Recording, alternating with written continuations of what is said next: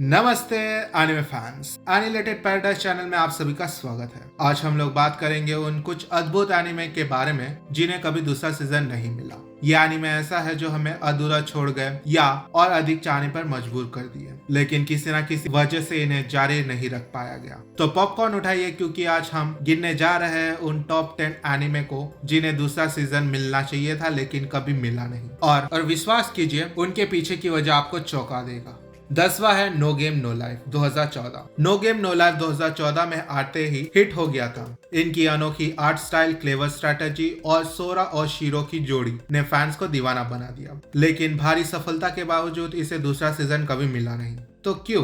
क्योंकि इसके creator you Kamiya कानूनी समस्या में फंस गए। उनकी आर्ट में कॉपी करने का आरोप लगा। इसके अलावा लाइट नॉवेल सीरीज की इरेगुलर रिलीज भी एक कारण थी जिससे एनिमे को जारी रखना मुश्किल हो गया। हालांकि हमें एक प्रीक्वल मूवी मिली थी, लेकिन इसके बाद कोई उसकी खबर नहीं आई। नंबर 9 में है the devil is the part timer 2013।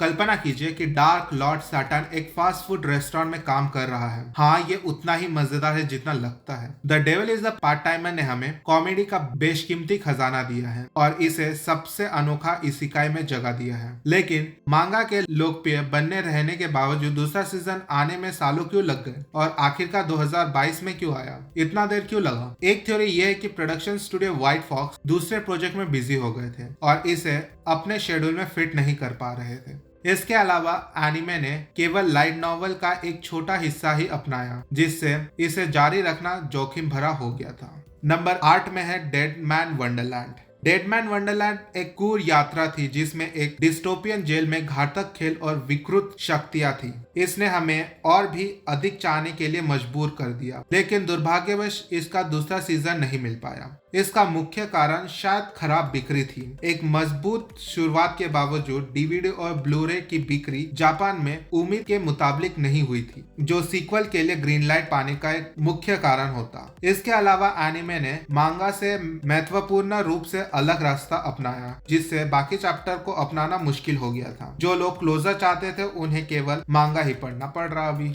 Top 7 में है high school of dead 2010। Zombie fan service and over the top action high school of dead एक अद्भुत अनुभव था जब ये पहली बार प्रकाशित हुआ था। ऐसी अनोखी मिक्स के साथ फैंस को उम्मीद थी कि इसे दूसरा सीजन मिलेगा, खासकर जब कहानी अधूरी छूट गई हो तो। लेकिन दुर्भाग्य रूप से सीरीज के क्रिएटर दाइसुके सातो का 2017 में ही निधन हो गया था। इस दिल तोड़ने वाली घटना ने सीरीज को अधूरा छोड़ दिया और सम्मान के रूप से किसी ने भी उनका काम को जारी नहीं रखा। हालांकि मांगा अधूरा है, लेकिन हाई स्कूल ऑफ डेथ हमेशा एनिमे के दुनिया में एक कल्ट क्लासिक बना रहेगा। नंबर 6 में है बाकानो 2007। बाकानो एक अंडर एप्रिशिएटेड मास्टरपीस है जिसमें गैंगस्टर एक्शन, सुपरनैचुरल एलिमेंट और नॉन लीनियर कहानी की कला की अद्भुत मिसाल है। आलोचना द्वारा सराही जाने के बावजूद और सालों में एक कल्ट बनने के बावजूद इसे दूसरा सीजन नहीं मिल पाया। क्यों? मुख्य कारण है जापान में खराब प्रतिक्रिया। हालांकि ये ओवरसीज पर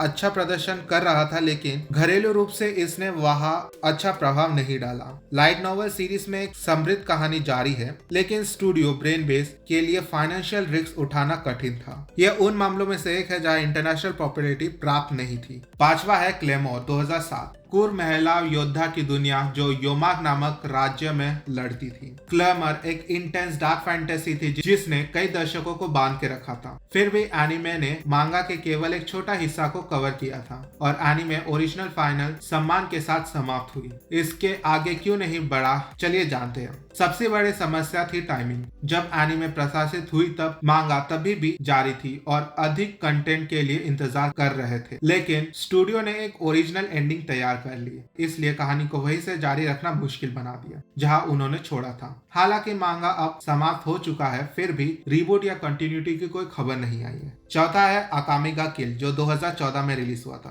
अकामे गा किल ब्रूटल, शॉकिंग और निसंकोच था। इसने मेन कैरेक्टर को मारने से भी कतराया नहीं है और इसने कई फैंस को इमोशनली आहत भी किया है। इसके बावजूद इसे दूसरा सीजन नहीं मिला। इसका कारण एनिमे ने मांगा से अलग ही रास्ता अपनाया था, जिसने परिणाम परिणाम स्वरूप एक एनिमे ओरिजिनल की एंडिंग और डाइवर्जन क्रिएट कर लिया था, जिससे फॉलो अप करना मुश्किल पड़ गया था क्योंकि कहानी के दो वर्जन बहुत अलग अलग थे, जबकि मांगा अधिक डिटेल और अलग प्रदान करती थी। एनिमे ने एक ऐसा तरीका से समाप्त किया जो इसे जारी रखने के लिए बहुत कम गुंजाइश छोड़ता था।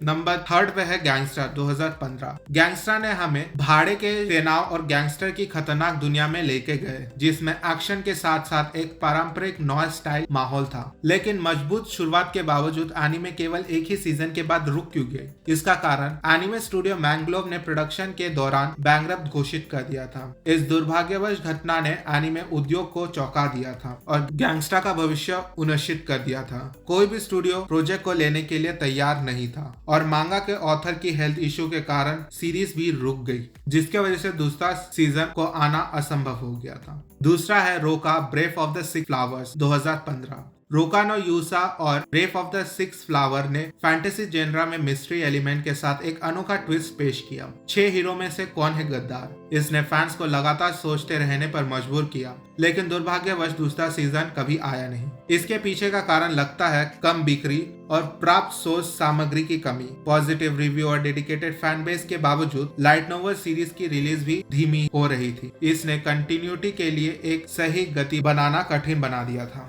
और अंत में है हमारे पास द प्रॉमिस नेवरलैंड। इस साइकोलॉजिकल थ्रिलर का पहला सीजन एक बड़ा हिट, जिसमें फैंस ने इसका इंटेंस स्टोरी लाइन और अद्भुत ट्विस्ट की तारीफ की थी। लेकिन फिर सीजन 2 आया। मांगा के शेष हिस्से को सटीक रूप से अपनाने के बजाय दूसरे सीजन में प्रमुख आर्क को जल्दी से निपटा दिया, जिससे महत्वपूर्ण डिटेल और पात्र गायब हो गए। निराश इतनी गहरी थी कि कई फैंस कह रहे थे कि इससे अच्छा तो दूसरा सीजन कभी आया ना होता। हालांकि सीजन को टेक्निकली रूप से तो दूसरा सीजन मिला है, लेकिन अचानक बदलाव और कमजोर एडेप्टेशन ने इसे अधूरा महसूस करवा दिया। और ये था टॉप 10 एनिमे जिन्हें दूसरा सीजन कभी मिला नहीं, या कम से कम वैसे नहीं मिला जैसे मिलना चाहिए था। खराब बिक्री के कारण हो, प्रोडक्शन से जुड़ी समस्या हो, या फिर क्रिएटर के दुर्भाग्यपूर्ण हालात, इन शो ने हमें और अधिक चाहने पर मजबूर कर दिया। इन एनिमे से कौन सा आपको लगता है कि जारी रहना चाहिए था, या हमें कोई और ऐसा एनिमे छोड़ दिया है जो